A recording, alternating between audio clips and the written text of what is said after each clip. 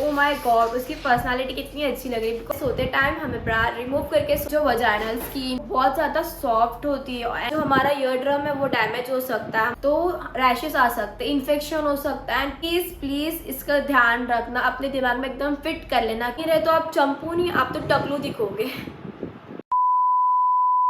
Hello guys, अस्सलाम वालेकुम, this is me Nida Alauddin Mir and welcome back to my YouTube channel. So आज का जो वीडियो होने वाला है वो गर्ल्स के लिए बहुत ही ज़्यादा इंपॉर्टेंट और बेनिफिशियल रहेगा। बिकॉज आज मैं देने जाने वाली हूँ personal hygiene tips. Personal hygiene एक ऐसी चीज़ है जो इंसान की पर्सनालिटी और डेवलप कर देती है। हमें ऐसा लगता है कि यार इससे क्या होगा, लेकिन कुछ कुछ चीज़ें ही मैटर करती है, इनफैक्ट बहुत ज़्यादा मैटर करती है।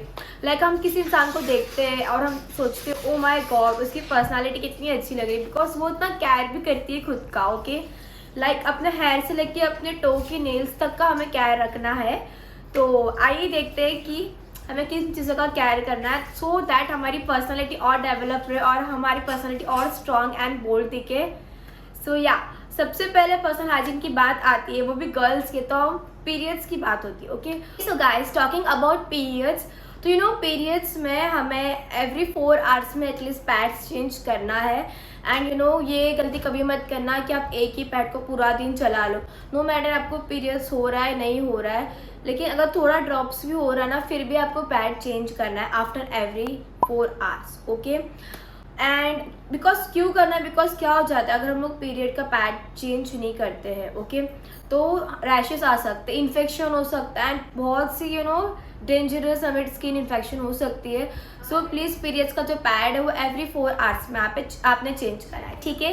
एंड अपार्ट फ्रॉम पीरियड्स का पैड, आपकी जो पैंटीज है वो भी आपको कॉटन की पहननी है। नो मैटर आपको पीरियड्स हो या ना हो, आपको पैंटीज हमेशा कॉटन की पहननी है। बिकॉज कॉटन की पैंटीज जो होती है वो ब्रीथेबल होती है। ओके, सो बैक्टीरिया स्ट्रैप नहीं होते, तो बैक्टीरिया इन्फेक्शन को प्रिवेंट करती है। Okay, another most important thing is removing your hairs. Because hair से क्या हो जाता है, जब आपके पीरियड्स होते हैं आपके जो ब्लड वहाँ पे ट्रैप हो जाता है, तो उससे आपको रैशेस आ सकते हैं, इन्फेक्शन भी हो सकता है। तो आपके दिमाग में क्वेश्चन आता होगा कि हेयर रिमूव करने का सबसे बेस्ट वे क्या है। तो let me tell you, the सबसे बेस्ट वे हेयर रिमूव करने का है वो है ट्रिम योर हेयर्स, बिकॉज उससे आपके स्किन को इरिटेशंस नहीं होंगे। और another way is shaving. Shaving भी अच्छा है, बट यू नो व्हाट, कभी कभार शेविंग से आपके स्किन को इरिटेशन हो सकता है। एंड एक बात का ज़रूर ख्याल रखना, जब भी आप शेव करोगे तो आप हेयर के डायरेक्शन में शेव करना। हेयर के अपोजिट डायरेक्शन में अगर आप शेव करोगे तो उससे हो सकता है कि हेयर का ग्रोथ इनसाइड हो सकता है आपके स्किन के। प्लीज़ प्लीज़ इसका ध्यान रखना, अपने दिमाग में एकदम फिट कर लेना कि आपको शेव करना है अपने हेयर के डायरेक्शन में, ठीक है। हेयर के अपोजिट डायरेक्शन में आपको शेव नहीं करना है, इससे आपको ब्रेकआउट्स हो सकता है, इरिटेशन हो सकता है, कुछ प्रॉब्लमेटिक होगा एंड पेनफुल होगा। Okay, so please take care. Now talking about third way जिससे आप अपने बाल को रिमूव कर सकते हैं, वो है वैक्स। वैक्स कॉन्ट्राइंडिकेशन तो नहीं है, बट आपकी जो वजाइनल स्किन, वल्वा की जो स्किन और प्यूबिक की जो स्किन होती है वो बहुत ज़्यादा सॉफ्ट होती है एंड डेलिकेट होती है। तो अगर आप वैक्स करोगे तो हो सकता है कि इन्फ्लेमेशन हो एंड फ्यूचर में इन्फेक्शन भी हो सकता है। सो इसीलिए most preferable way to remove your hair is trim your hair. Okay, जो सेकेंड सबसे दूसरी जो इम्पॉर्टेंट चीज़ है वो है अपना हेयर का केयर करना।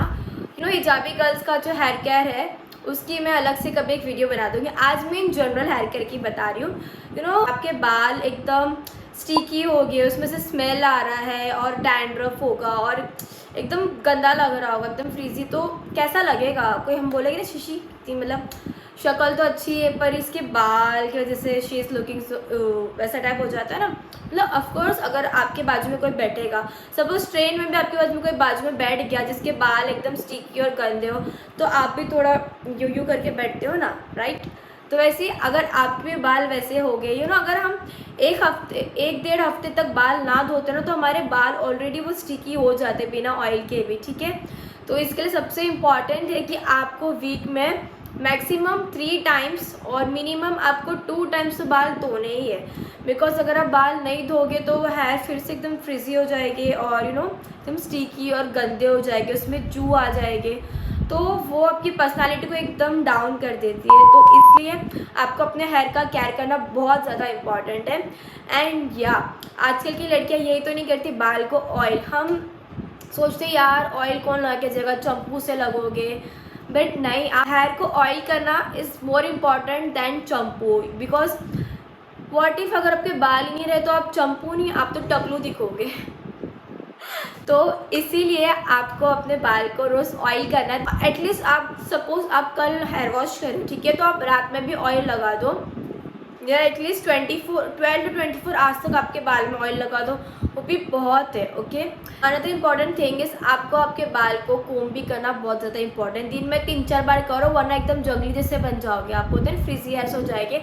सो प्लीज़ दिन में एटलीस्ट 3 बार तो अपने बाल को कोम करना है, ठीक है। Now talking about another important thing, वो है अपने ईयर्स को। यू नो, ईयर्स तो हम भूल ही जाते हैं कि भाई वो भी हमारे बॉडी का एक पार्ट है, राइट। ओके, तो ईयर्स को भी क्लीन करना बहुत ज़्यादा इंपॉर्टेंट है। यू नो, बहुत से लोग को मैंने देखा है जिनके साथ ईयर्स के पीछे जो रहता है ना हमारे, वो एकदम ऑयली वैक्स और डर्टी रहता है, उसको देख के एकदम वैसा टाइप लगता है। तो आपको क्या करना है, आपको एक टॉवेल लेना है, ठीक है, उसको थोड़ा सा वेट करना है, एंड वेट टॉवेल से आपको आपके ईयर्स के पीछे से जैसे क्लीन कर लेना है, ठीक है। और दूसरी बात हम क्या करते हैं, हम ना ईयरबड से हम लोग क्लीन करते हैं ईयर्स को, ठीक है। तो क्या होता है, जो हमारा ईयर ड्रम है वो डैमेज हो सकता है, हमारा जो कान का पर्दा है वो डैमेज हो सकता है, और उससे ना इन्फेक्शन भी हो सकते हैं, ठीक है। आपको ईयरबड्स यूज़ नहीं करना है, तो प्लीज़ इस चीज़ों का ज़रूर ख्याल रखना, ठीक है। Thank me later. Now moving towards another point is nails. Yes, अगर आपको छोटे नेल्स रखना है या बड़े नेल रखना है, choice is all yours darling, but make sure कि आप अपने नेल्स का भी केयर करें। आप नेल्स को कैसे कैर कर सकते हो, सबसे पहले तो मैं यही बोलूँगी आपको कि आप अपने नेल्स को कट कर दो, ठीक है। बट स्टिल अगर आपको नेल्स को बड़ा रखना पसंद है एंड उसको you know nail paint and जैसे ग्लैम करना पसंद है, तो आपने लेना है नेल ब्रश, उससे आपको अच्छे से क्लीन करना है। बिकॉज क्या होता है, मोस्ट ऑफ द टाइम जो हमारा फूड पॉइजनिंग होता है वो हमारे डर्टी नेल्स की वजह से होता है। हम बाहर जाते हैं, कहीं भी जाते हैं, या ऑलमोस्ट आप घर पे भी रहो, लेकिन आपके नेल्स में डस्ट तो चले जाएगी ना, और वही डस्ट से आप अपना स्किन केयर, कोई की लड़कियाँ वही डस्ट से अपना स्किन केयर कर लेती है, उसी से खाती है, और वो बहुत ज़्यादा डर्टी लगता है। लाइक कितने लोग हैं जिनके पता नाखून देख के ऐसे लगता है यार शी। तो प्लीज़ अगर आपको अपने नेल्स बढ़ाने का शौक़ है तो प्लीज़ उसको क्लीन रखने का भी शौक़ रखो, बिकॉज अगर आप क्लीन नहीं रखोगे अपने नेल्स को तो उससे बहुत सारे हेल्थ इशू हो सकते हैं, आपका स्टमक अपसेट हो सकता है एंड बहुत सी चीज़ हो सकती है, फूड पॉइजनिंग हो सकता है। तो please take care of your health. क्या बोला रह गया था मैंने, पीरियड्स का बोल दिया, योर्स का बोल दिया, नेल्स का बोल दिया। या now talking about belly button, the most important thing, हम उसको तो क्लीन करना भूल ही जाते। अगर लड़कियां, अगर सपोज आपने क्रॉप टॉप पहना हो और आपका जो बेली बटन है वो ही इतना ज़्यादा यू नो जो आपका नेवल है, जो आपका बेली बटन है वो ही अगर इतना डर्टी दिखा, लाइक इसमें पूरा मैल जमा हुआ, तो कितना गंदा लगेगा। Just imagine. आपको क्या करना है, सोप वाला पानी लेना है और टॉवेल लेना है। टॉवेल को आपको थोड़ा सा वेट कर लेना है उसमें, और आपको अच्छे से क्लीन कर लेना है आपके नेवल को, ठीक है, बिकॉज वो भी बहुत ज़्यादा इंपॉर्टेंट है। एंड यू नो उसमें बहुत सारे 100 ऑफ बैक्टीरिया रह सकते हैं नेवल में, अगर नेवल क्लीन ना रहा तो। Okay, so another important thing which I would like to share with you all is at least brush your teeth twice a day, एक सुबह उठते ही और दूसरा रात को सोने से पहले। Because most of the time क्या होता है, हम है ना खा के सीधा सो जाते हैं, और जो हमारे जो फूड है ना पार्टिकल्स, वो सब इधर टीथ में ट्रैप हो जाते हैं, और वो ब्रीडिंग ग्राउंड बन जाता है बैक्टीरियाज के लिए, और बैक्टीरियाज ग्रो हो जाते हैं जिससे हमें इन्फेक्शन हो सकता है। सो प्लीज़ कृपया करके ऐसा नहीं कीजिएगा, आप रात में ब्रश ज़रूर करना, ठीक है। और उससे बहुत गंदी स्मेल भी आती है, तो अगर कभी भी आप कुछ खा के अगर बाहर जा रहे हो पार्टी वगैरह में, तो प्लीज़ ब्रश करना नहीं भूलना, बिकॉज बहुत गंदी स्मेल आती है। बट कितना भी अच्छे से रेडी हो लो या कुछ भी कर लो, लेकिन अगर आप स्मेल ही गंदा करोगे तो आपकी पर्सनैलिटी में पूरा दाग लग जाएगा। सो प्लीज़ मेक श्योर कि आप ब्रश हमेशा करें दिन में 2 बार, और बाहर जाओगे तो प्लीज़ ब्रश करके जाना, ठीक है। Okay, so now talking about bath, तो वैसे तो आपको सुबह उठते ही बात कर लेना चाहिए, रात को सोने से पहले भी करना चाहिए, लेकिन अगर आपको रात में नहीं करना तो एटलीस्ट दिन में एक बार तो बात कर लो प्लीज़, एटलीस्ट एक बार तो आप कर सकते हो ना।